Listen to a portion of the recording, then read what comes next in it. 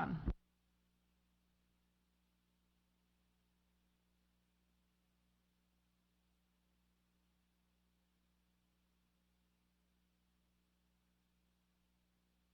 Thank you, Madam President. Colleagues, we are in a time in history that is a time for choosing. And the American people have been very clear. We stand with, and we have stood with, Bahrain and the rest of the people of the Gulf and our allies in the Middle East during this time of reckoning.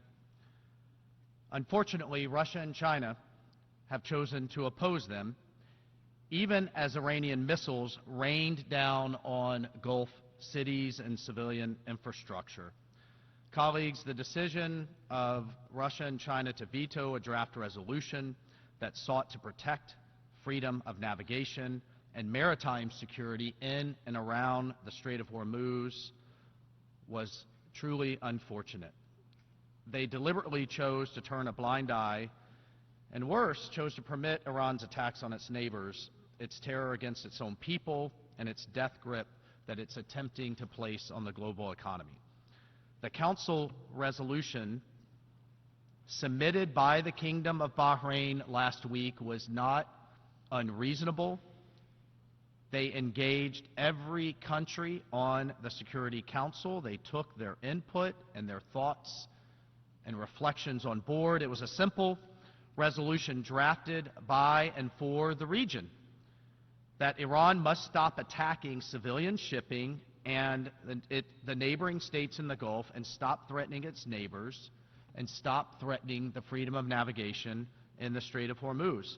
Colleagues, 47 years ago, Iran took Americans hostage as its opening act of its new regime. This year, it's tried to take each of your economies hostage. We are talking about a regime that the Secretary General's own account recruits child soldiers, uses civilian infrastructures for attacks, and goads its proxies, its terrorist proxies, to use human shields on a regular basis. We are talking about a regime which has contravened dozens and dozens of UN resolutions in the last year alone. We are talking about a regime in Iran that promised no more executions, and yet has averaged at least one execution per day of young protesters who simply yearn for freedom and a better life. This was after killing 40,000 of its own people in a weekend. Just weeks ago, the Security Council adopted a resolution with 136 co-sponsors, the most supported resolution in UN history, demanding that Iran cease its attacks and stop obstructing shipping, that Iran stop launching missiles and drones into hotels and ports and resorts and airports, and attacking its neighbors in their civilian homes and neighborhoods. Yet instead of respecting the will of the overwhelming majority of this body, including many of you sitting right here, and supporting Bahrain and other GCC members, plus Jordan, Russia has chosen to remain, as it has over the past year, a critical supplier of military equipment to Iran, delivering combat aircraft, helicopters, armored vehicles, and other arms, many of which violate Security Council Resolution 1929, which bans arms transfers to Iran. Iran likewise has supplied Russia with hundreds of attack drones and technology for its use in Ukraine. Meanwhile, China has for years imported over 90% of Iran's illicit oil, and both countries persist in their efforts to obstruct the Security Council's work to implement the sanctions measures that were snapped back into place by an overwhelming vote in the Council last September. The measures required all member states of the United Nations to be implementing an arms embargo against Iran, banning the transfer and trade of missile technology, freezing relevant financial assets, measures designed to address the threat posed by Iran's nuclear, missile, and conventional arms programs. All of these things were snapped back into place, and the world is obligated to enforce those measures. As we've noted before, and as I noted in my opening, the world has a time for choosing. There are certainly better partners than this genocidal regime in Iran. We, the United States, have chosen to stand with our Gulf allies, both in the region and here in this body. Instead, others vetoed this resolution and have chosen to shield the world's leading state sponsor of terrorism. Madam President, colleagues, let me reiterate what I said to the Security Council last week. In the days since this draft resolution was vetoed, as critical shipments have been delayed, as fertilizer has failed to reach countries in Africa and South Asia that need it for planting season, as vulnerable populations have faced food insecurity, it is clear who chose obstruction over responsibility. As we speak, humanitarian operations are being disrupted because aid, humanitarian aid, life-saving aid, has not been able to safely transit the Strait. So I want to reiterate two simple messages from the United States, from the American people, to the members of this assembly. First, the United States stands firmly with our partners in the Middle East and around the world. Second, the Strait of Hormuz, as are all straits around the world, the Strait of Gibraltar, the Bering Strait, the Straits of Malacca, as international waterways are too vital to be choked, to be mined, to be weaponized, and held hostage by the likes of the Iranian regime. Nevertheless, even in the face of Iran's attempted extortion and obstruction, we will continue to work so that food aid, fertilizer, energy, commercial goods can flow once again through this vital waterway, free from attack, threats, mining, or extortion. And let me be clear, the United States will continue to act with partners whenever possible to ensure that outcome so that the world is ultimately safer, stronger, and more prosperous. I thank you, Madam President. I thank the distinguished representative of the United States. I now give the floor to the distinguished representative of the United Kingdom.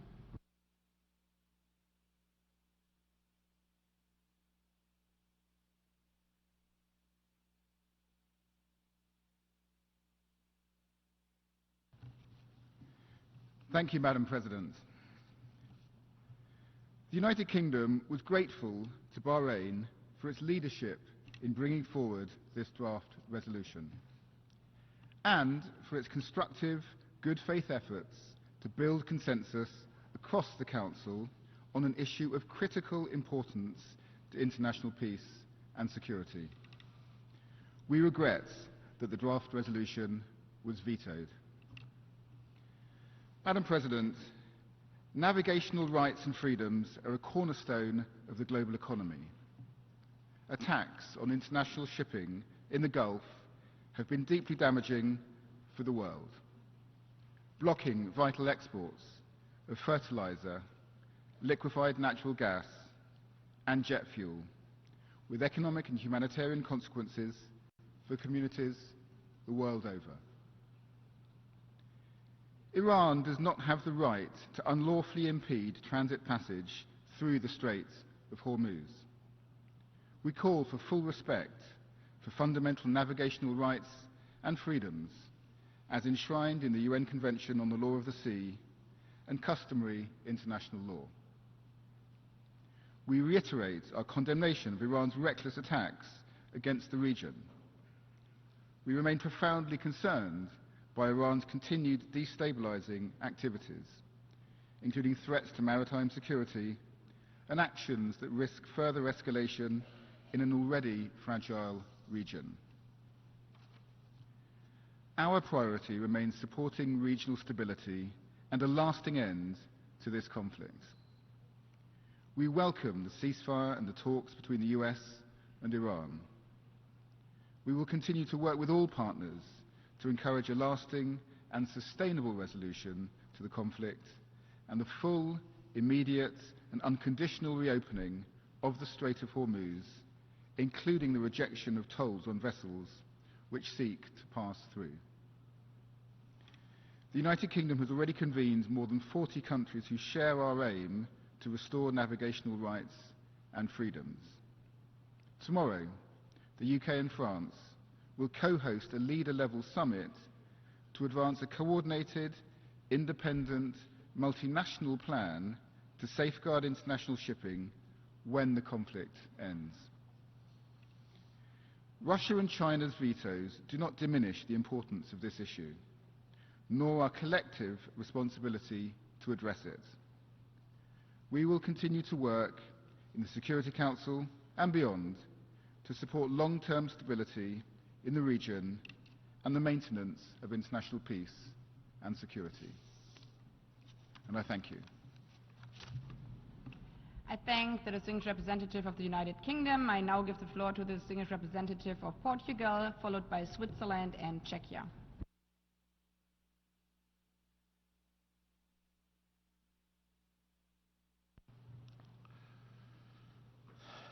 Madam President, Excellencies, Portugal aligns itself with the statement delivered by the European Union and wishes to have the following remarks in its national capacity. As a co-sponsor of the veto initiative, Portugal stressed the need for transparency in the Security Council, use of the veto. We regret that the Security Council was prevented again to act under the current item agenda. Now, for the 14th time in less than 3 years, preventing collective action. These are the first vetoes of the year, yet the veto has been used 24 times since the initiative was adopted by consensus 4 years ago. This trend erodes the Council's credibility and undermines the ability of the United Nations to act. We therefore reaffirm our strong support for the General Assembly as a forum not only for constructive scrutiny, but also for engagement and action for the wider international community when the Council is paralyzed, thereby strengthening the legitimacy of multilateralism and of the UN itself. In the present context, Portugal urges all the relevant parties in this crisis to uphold international law, including international humanitarian law and freedom of navigation. Indeed, while all of us bear the consequences of restrictions on maritime trade in terms of increasing energy prices and constraining food production, accessibility and security, it is yet again the most vulnerable and the ones that can least afford it, namely developing countries that face the heaviest burden. That is why Portugal supported the creation of a dedicated task force within the UN Secretariat at the disposal of member states to facilitate fertilizer trade with a humanitarian perspective. While pleading for the holding of the ceasefire, Portugal strongly supports a solution based on dialogue and diplomacy as the only viable way to achieve a comprehensive and long-lasting peace, including in Lebanon, in order to protect its sovereignty and territorial integrity. In this sense, we commend the efforts of all mediators, notably Pakistan, and we will continue supporting all peace efforts, including, of course, those of the United Nations. I thank you, Madam President. I thank the distinguished representative of Portugal. I now give the floor to the distinguished representative of Switzerland.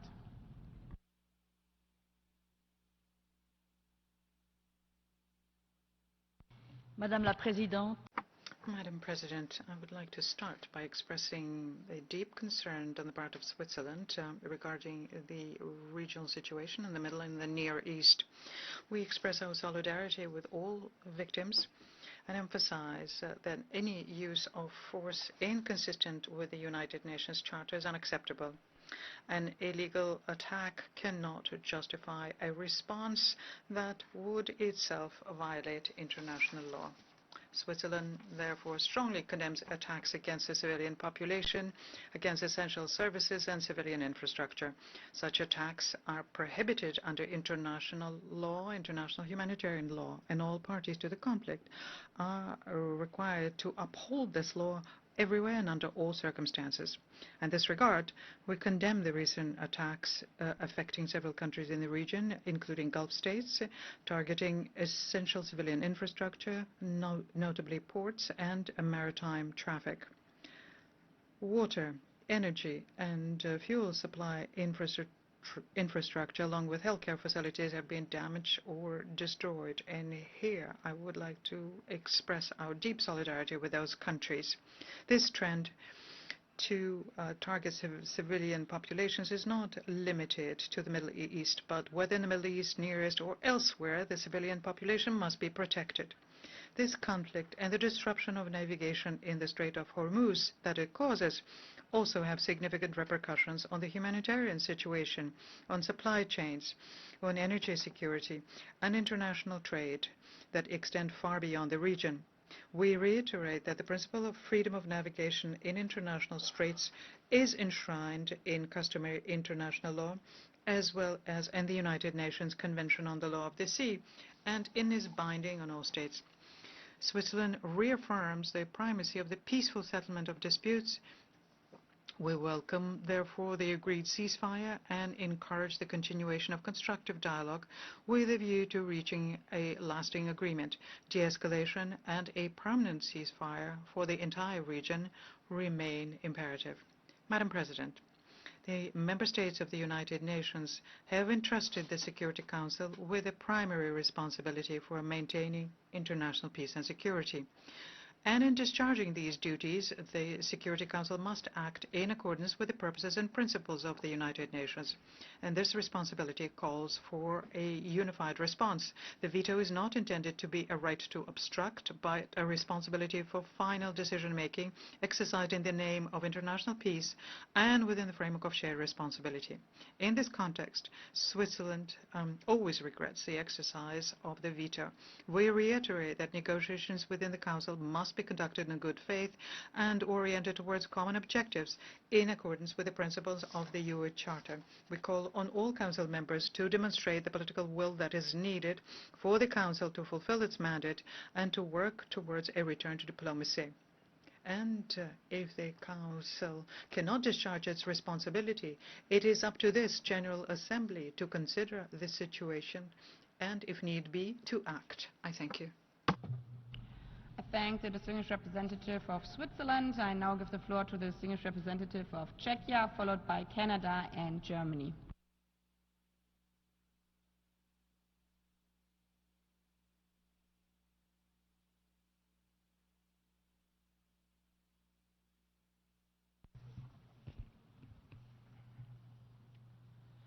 Madam President, first of all, I'd like to state that the Czech Republic aligns itself with the statement delivered by the European Union. Madam President, the Czech Republic welcomes this opportunity to discuss the recent use of the veto in the Security Council. We have consistently supported the veto initiative, which gives the General Assembly an important opportunity to scrutinize the use of the veto and to hold Council members accountable for the exercise of this exceptional power. Such a prerogative must never be beyond political and moral scrutiny. This is precisely why we are here today. On the 7th of April, the Security Council failed to respond to a serious threat to regional stability and international maritime commerce. Not one, but two vetoes were cast.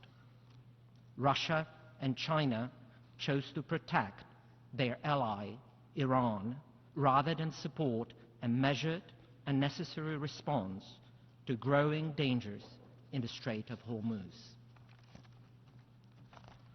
The draft resolution tabled by Bahrain, together with Jordan, Kuwait, Qatar, Saudi Arabia, and the United Arab Emirates, sought to encourage coordinated defensive efforts to protect commercial shipping in the Strait of Hormuz.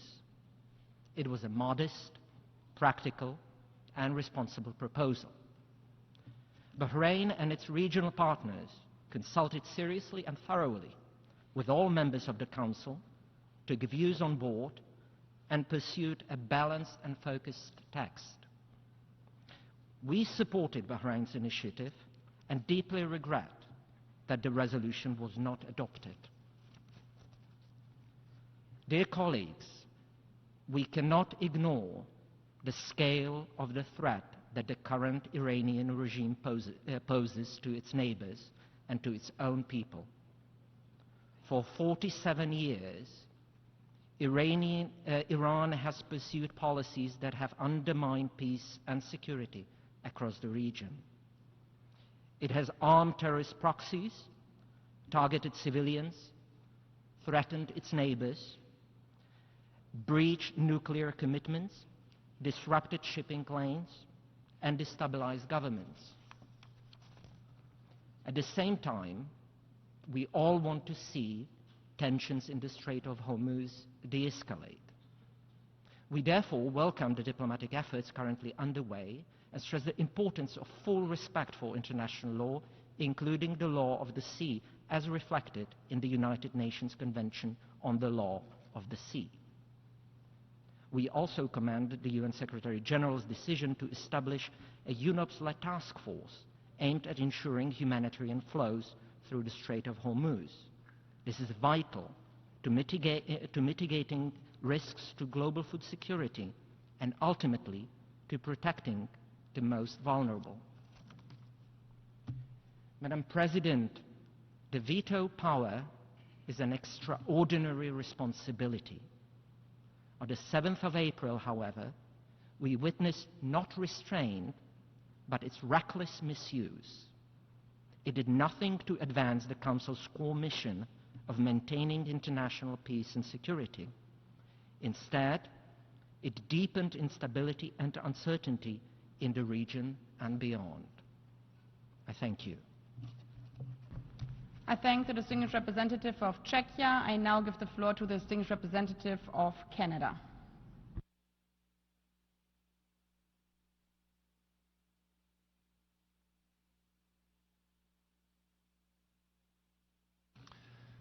Merci, Madame la Thank you, Madam President. Canada wishes to express its sincere recognition to the Kingdom of Bahrain for their leadership at the UN Security Council, representing several states of the Gulf, as well as Jordan, in efforts to protect the freedom of navigation in the Strait of Hormuz. Canada was happy to be one of the 136 co-sponsors of Resolution 2817 of the Security Council, which condemns Iran's attacks on states of the Gulf and Jordan, calls for a cessation of hostilities, and reaffirms support to sovereignty, to the protection of civilians, and to freedom of navigation in the Strait of Hormuz. Canada was therefore disappointed that the Security Council was ultimately unable to reach an agreement on the draft resolution S/2026/273 pertaining to the Strait of Hormuz. This outcome is not in sync with Canada's expectations vis-à-vis the Council's duty to act decisively given imminent threats to international peace and security, pursuant to the mandate provided to it by the United Nations Charter. Canada remains resolved to support diplomacy and dialogue so as to reach a lasting solution to the conflict and to avoid any further escalation. We will continue to support our allies and partners in the region, as well as efforts geared towards preserving the safety and security of maritime and air navigation. President, we thank Pakistan and all the others involved in their work to facilitate recent negotiations and a ceasefire. Canada welcomes the current ceasefire, but a temporary pause is not a permanent solution. Canada reaffirms the importance of respecting international navigation rights in the Strait of Hormuz and surrounding waterways, and the safety of the seafarers whose livelihoods depend on open sea lanes. Canada is also taking concrete action. We are contributing 23.6 million barrels of oil to the International Energy Agency's collective release to stabilize global energy markets. Looking ahead, Canada is prepared to play its part in the design of an international approach to de-escalate tensions and to provide guarantees of safe passage for this essential and strategic corridor. Canada will continue to support efforts to build the broadest possible international consensus, including through the General Assembly, to uphold respect for international navigation rights as well as international law. I thank you. I thank the distinguished representative of Canada. I now give the floor to the distinguished representative of Germany, followed by Italy and Malaysia.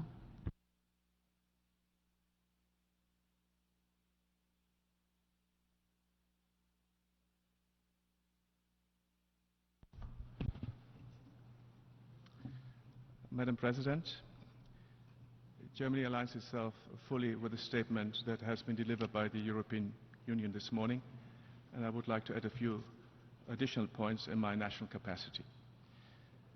Germany deplores that the draft resolution that was submitted by Bahrain was not adopted due to vetoes of 2 permanent members of the Security Council. The resolution would have been an important contribution for ensuring freedom of navigation and maritime security in the Strait of Hormuz. In addition, it would have sent a clear signal to Iran that it must not instrumentalize the freedom of navigation for political purposes or harm third countries. We highly appreciate Bahrain's dedicated leadership and flexibility during the negotiations, in particular by emphasizing measures of de-escalation and the necessity to abide by international law. It is thus deplorable that 2 vetoes squandered an important opportunity to contribute to overcoming a situation that affects many of the countries assembled in this building today. And I want to be clear, Iran's attacks against countries of the Gulf Cooperation Council and other countries in the region are unjustified, and they are unlawful. And the targeting of civilian infrastructure is particularly unacceptable. Iranian attacks in the Strait of Hormuz and the Persian Gulf constitute a violation of international law as reflected in the United Nations Convention on the Law of the Sea. These violations of the freedom of navigation affect trade, they threaten economies, supply chains, as well as energy and food security around the globe, and ultimately they particularly hurt the most vulnerable amongst us. Madam President, Germany remains convinced that only a political solution can bring lasting peace to the region. We welcome the direct talks between the United States and Iran that started in Islamabad, and we thank Pakistan for its mediation efforts. Germany remains ready to work towards a comprehensive political solution. Iran must never acquire a nuclear weapon. It must respect its obligations under the NPT and its comprehensive safeguard agreement with the IAEA. And Iran must urgently ensure maritime security, freedom of navigation, and the free, safe, and toll-free passage in the Strait of the Hormuz and adjacent seas in line with its obligations under international law.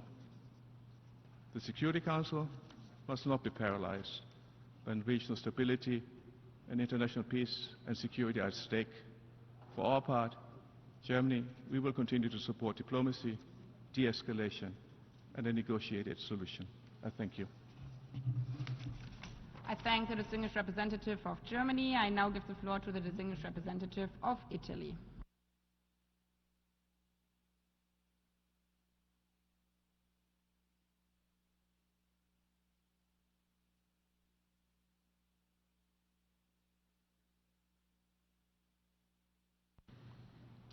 Your Excellency, Madam President, Dear colleagues, Italy aligns itself with the statement delivered by the European Union and wishes to add some remarks on its national capacity. Italy thanks Pakistan and the other regional partners for their efforts to facilitate talks on the situation in the Gulf region. There is no alternative to dialogue. We always said that diplomacy is the only way, and we hope new talks will take place soon towards a substantive negotiated settlement and that the ceasefire is respected, including in Lebanon. Deputy Prime Minister and the Minister of Foreign Affairs of Italy, Antonio Tajani, visited Beirut on Monday to express solidarity and support to President Aoun and Lebanese institutions at this critical time. We must avoid other civilian casualties and encourage dialogue. In this regard, we welcome the announcement a few minutes ago of a ceasefire in Lebanon and hope all parties will uphold it. Italy is very worried for the situation in the Strait of Hormuz. What happened has serious consequences for the global economy and for food security in the most fragile countries. When the environment will be conducive, we are in favor of appropriate efforts to contribute to ensuring freedom of navigation in the Strait of Hormuz. Italy is also very concerned for the impact on relations between Iran and the other Gulf countries. It is crucial to rebuild trust. Italy is always ready to do its part for peace and stability, and to this end, we remain in close contact with all partners involved. Thank you. I thank the distinguished representative of Italy. I now give the floor to the distinguished representative. Welcome back, ladies and gentlemen. That was the General Assembly, the 79th session, and on the plenary 79th meeting of the 80th General session of the UN. The UN have stressed in the General Assembly, which convened now to discuss the use of the veto power in the Security Council, and the session was held under a special reporting mechanism that allows the member states to debate the implications of the recent veto and the right of the veto and its power and their impact on the international peace and security. Concerning the representative of Egypt, he have said that